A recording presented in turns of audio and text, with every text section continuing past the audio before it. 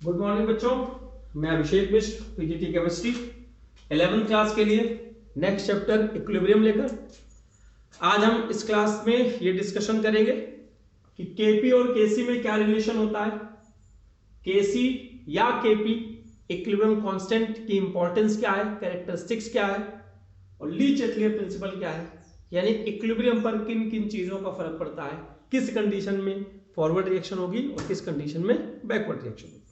इसका हम detail study करेंगे, एक एक करके हम डिस्कशन करते हैं। केपी और केसी में रिलेशन फाइंड आउट करने की कोशिश करते हैं। हम शुरुआत करते हैं इस रिएक्शन से जो हमने लास्ट क्लास में ली थी, A plus B reversible sign C plus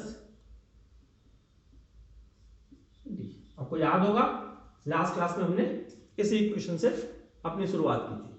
अगर हम इसका केसी जो हम पहले से जानते हैं, केसी की वैल्यू क्या होगी इसकी, सी पर पावर सी, डी पर पावर डी, ए पर पावर ए और बी पर पावर बी।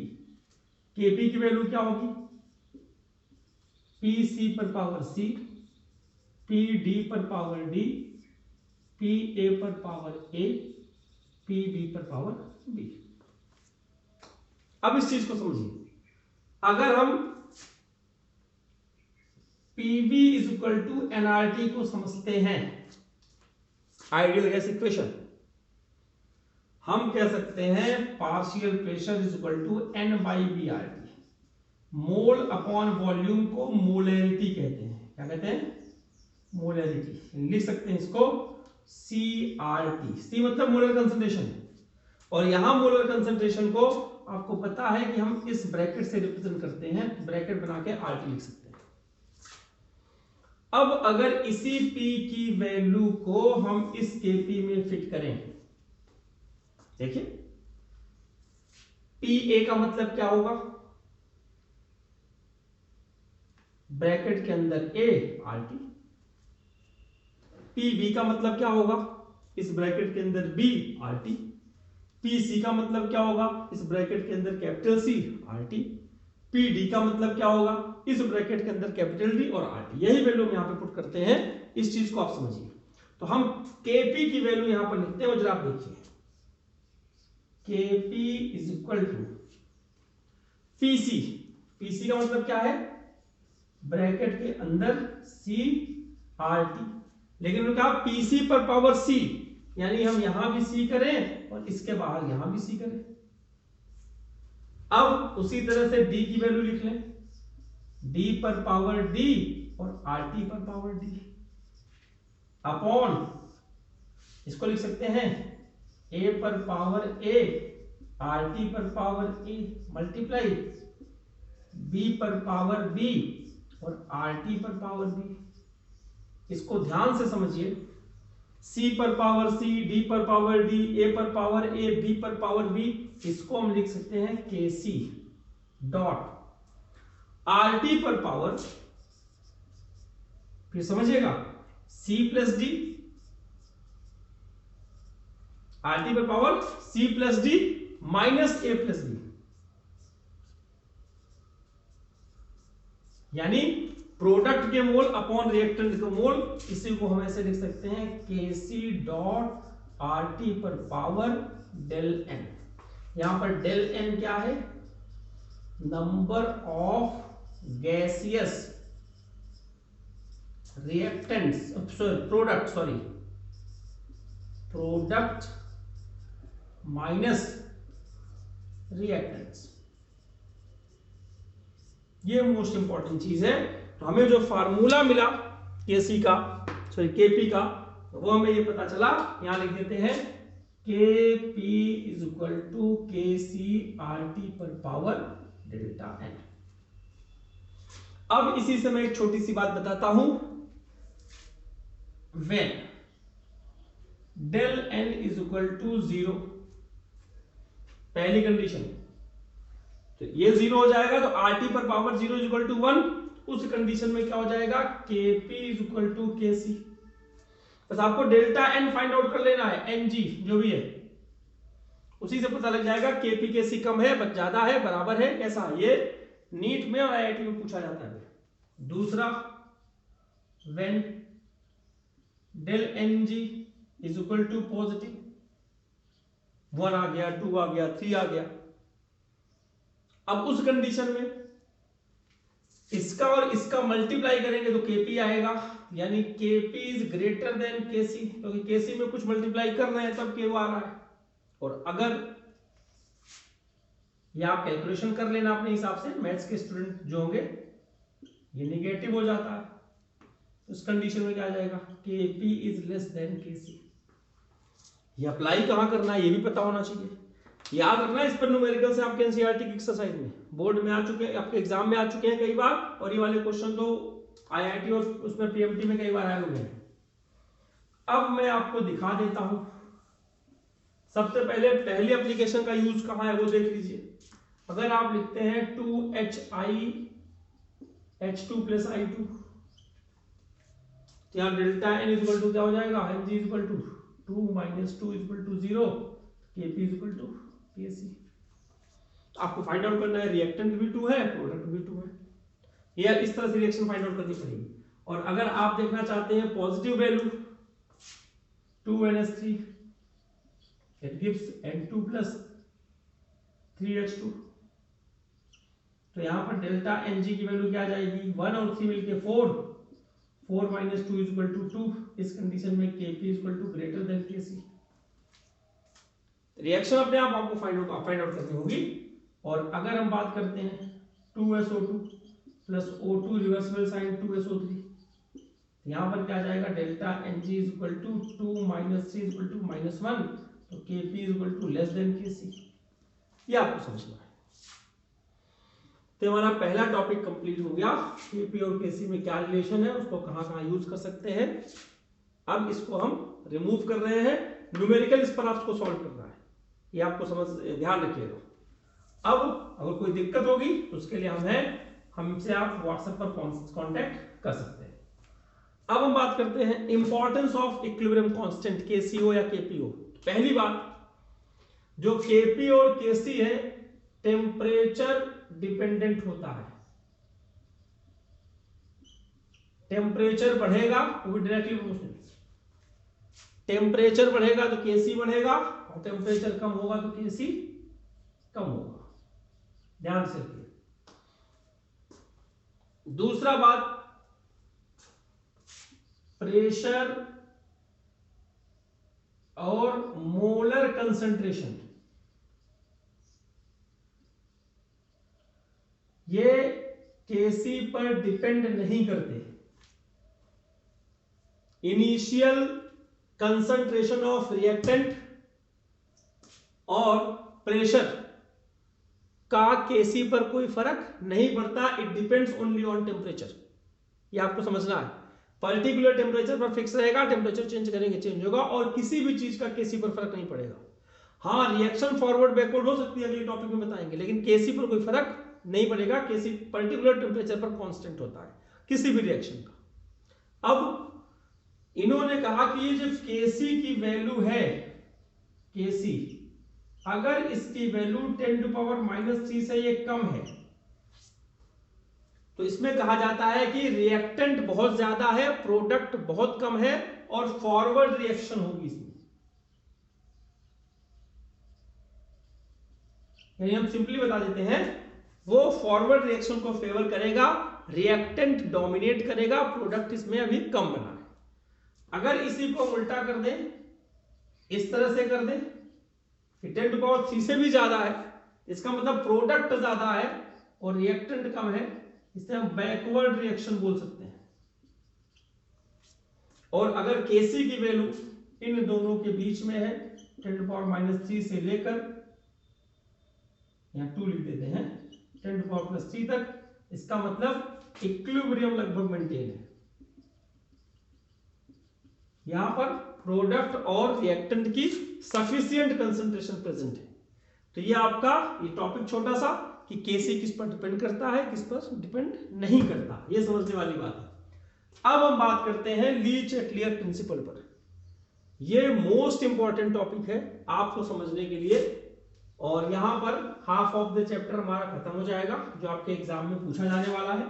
तो जरा ध्यान से इस चीज को देखिए, मोस्ट इंपॉर्टेंट टॉपिक है, इसमें से क्वेश्चन जरूर आएंगे, कुछ हो ना हो। मोस्ट अब पूरा इक्विलिब्रियम जितना अभी तक मैंने पढ़ाया है, रोज हर क्लास के टॉपिक से कुछ ना कुछ आपको एग्जाम में मिलेगा।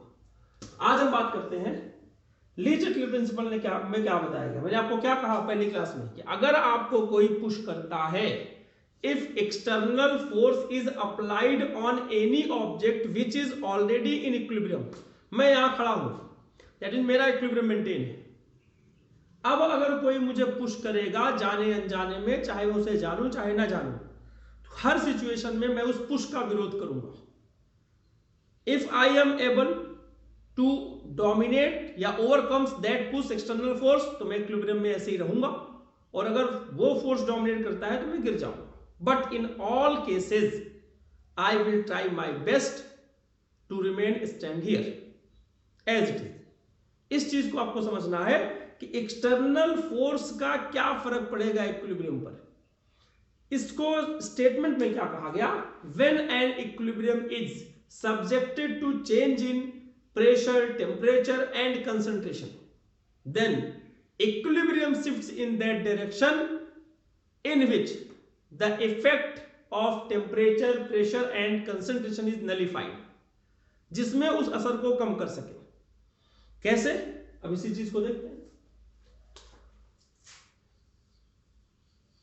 ये आपका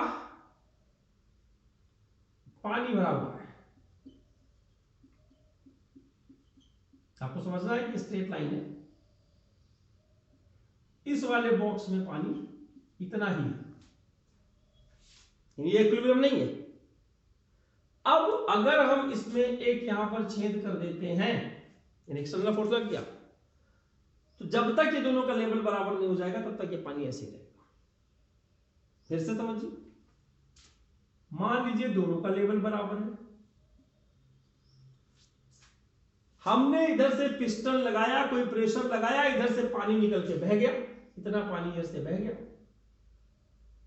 चलो, फिर जैसे ही वो पिस्टन हम हटाएंगे यहां से, फिर से पानी उतना इधर आएगा, फिर वापस जब पानी इधर जाएगा, जब तक इक्विलिब्रियम नहीं आ जाएगा तब तक वो उस फोर्स को कम करने की कोशिश करता रहेगा। फिर से टॉपिक पे आ जाते हैं अपने। अगर हम चेंज इन कंसंट्रेशन की बात कर रहे हैं, देखिए चेंज इन कंसंट्रेशन, इन्होंने कहा कि अगर हम कंसंट्रेशन बढ़ाते हैं, किसकी, रिएक्टेंट की कंसंट्रेशन हम बढ़ा रहे हैं, तो जो रिएक्शन होगी वो हमेशा फॉरवर्ड होगी ताकि कंसंट्रेशन कम हो सके। और अगर प्रोडक्ट की कंसंट्रेशन बढ़ा रहे हैं तो कौन सी रिएक्शन होगी, बैकवर्ड। इसका उल्टा सोच लीजिए, अगर रिएक्टेंट की कंसंट्रेशन कम कर रहे हैं फिर से फॉरवर्ड, बैकवर्ड रिएक्शन। और अगर रिएक्टेंट की कंसंट्रेशन, सॉरी प्रोडक्ट की कंसंट्रेशन कम कर रहे हैं, फॉरवर्ड रिएक्शन। कैसे, वो देखिए, CO plus 2H2 is equal to CH3OH, ये रिएक्टेंट है, ये प्रोडक्ट है। इन्होंने कहा CO की कंसंट्रेशन बढ़ा रहे हैं, फॉरवर्ड रिएक्शन, H2 की कंसंट्रेशन बढ़ा रहे हैं, फॉरवर्ड रिएक्शन, CO की कंसंट्रेशन कम कर रहे हैं, बैकवर्ड रिएक्शन, H2 की कंसंट्रेशन कम कर रहे हैं, बैकवर्ड रिएक्शन। और CH3OH ये प्रोडक्ट है, इसकी कंसंट्रेशन हम बढ़ा रहे हैं, प्रोडक्ट की कंसंट्रेशन बढ़ा रहे हैं, ये तो बैकवर्ड रिएक्शन। और CH3OH प्रोडक्ट की कंसंट्रेशन कम कर रहे हैं तो फॉरवर्ड रिएक्शन। सिंपल सा है। When equilibrium is subjected to change in concentration of either reactant or product, तो equilibrium shifts in that direction which nullify the effect of change of concentration। तो समझिए इस चीज को, उस डायरेक्शन में इक्विलिब्रियम शिफ्ट होगा ताकि वो फिर से पहले वाली कंडीशन वापस आ जाए। जब यहां बढ़ाएंगे तो चीज यहां शिफ्ट होगी, यहां बढ़ाएंगे तो यहां शिफ्ट होगी। ये आपको समझना। प्रेशर की बात करते हैं। When equilibrium is subjected to change in pressure, then equilibrium shifts in that direction which nullify the effect of change of pressure. ये क्या चक्कर है? जब प्रेशर बढ़ाते हैं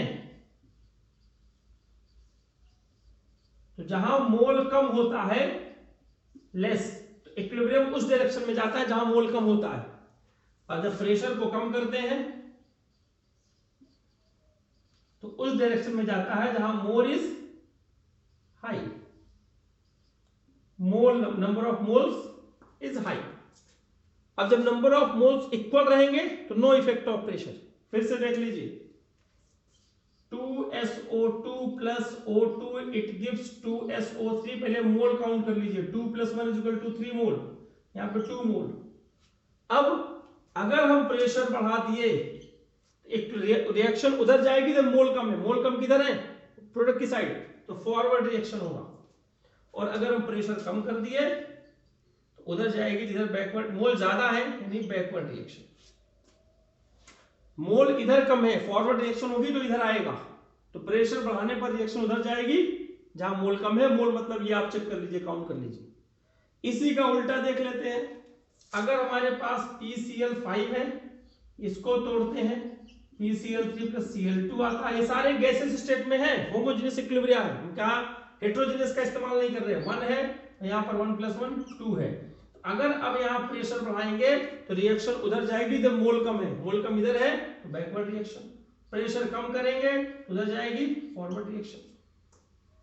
अगर हमारे पास कोई ऐसी रिएक्शन है 2HI = H2 + I2, यहां पर भी 2 है, यहां पर भी 2 है, यहां लिखेंगे no effect of pressure.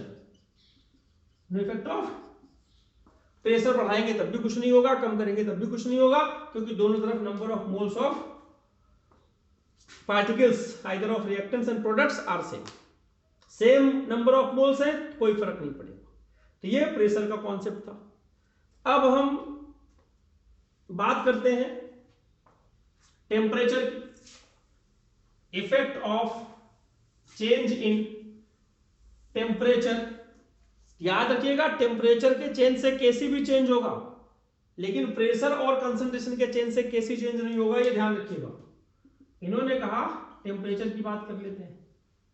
Temperature बढ़ाने से रिएक्शन उधर जाती है जिधर हीट कम होता है। टेम्परेचर बढ़ाने से रिएक्शन उधर जाती है जिधर हीट कम होता है। और आपको समझने के लिए बता दें कि रिएक्शंस हमेशा टेम्परेचर के बेसिस पे 2 होती हैं। एक तो होता है एक्सोथर्मिक रिएक्शन और दूसरा होता है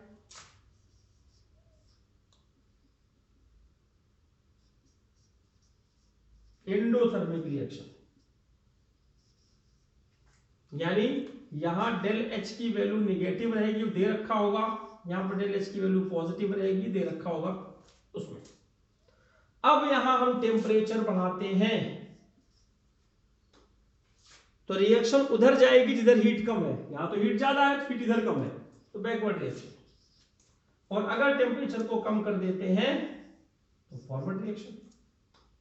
टेम्परेचर कम करेंगे तो रिएक्शन उधर जाएगी जिधर हीट ज्यादा है, हीट ज्यादा इधर है, फॉरवर्ड रिएक्शन। फिर से समझिएगा, टेम्परेचर चेंज करने से चाहे वो एंडोथर्मिक हो या एक्सोथर्मिक हो, रिएक्शन उधर जाएगी जिधर हीट कम है। टेम्परेचर बढ़ाएंगे तो हीट कम की तरफ जाएगी, टेम्परेचर कम करेंगे हीट ज्यादा की तरफ जाएगी। टेम्परेचर कम कर दिया तो हीट ज्यादा की तरफ कम कर दिया, फॉरवर्ड रिएक्शन हो गई, हीट ज्यादा की तरफ चली गई। इसका ठीक अपोजिट यहां पर हो जाएगा। टेम्परेचर बढ़ाएंगे, रिएक्शन उधर जाएगी जिधर हीट कम है, उधर हीट कम है, इसका मतलब बैकवर्ड फॉरवर्ड रिएक्शन। अगर टेम्परेचर बढ़ाएंगे कम कर देंगे, कौन सा रिएक्शन? Backward reaction. बहुत ही सिंपल है, मैं एक एग्जांपल आपको दिखा देता हूं। N2 + 3H2 हैबर प्रोसेस है अमोनिया के फॉर्मेशन का, P ब्लॉक का, आपको नेक्स्ट ईयर मिलेगा। इन्होंने क्या कहा कि कंसंट्रेशन के हिसाब से N2 की कंसंट्रेशन बढ़ाएंगे तो फॉरवर्ड रिएक्शन, H2 की बढ़ाएंगे तो फॉरवर्ड रिएक्शन, NH3 की बढ़ाएंगे तो बैकवर्ड रिएक्शन। यहां पर हीट है, एक्सोथर्मिक रिएक्शन। तो टेम्परेचर की क्या कंडीशन होगी, अगर हमें फॉरवर्ड रिएक्शन कर, देखो टेम्परेचर देख लो यहाँ पर, एक्सोथर्मिक रिएक्शन मतलब ये, तो अगर टेम्परेचर यहाँ पर हमने बढ़ा दिया तो कौन सी रिएक्शन होगी, बैकवर्ड रिएक्शन। यानी अगर हमें इसे फॉरवर्ड रिएक्शन करवाना है तो टेम्परेचर हमारा कम रखना होगा फॉरवर्ड रिएक्शन के लिए।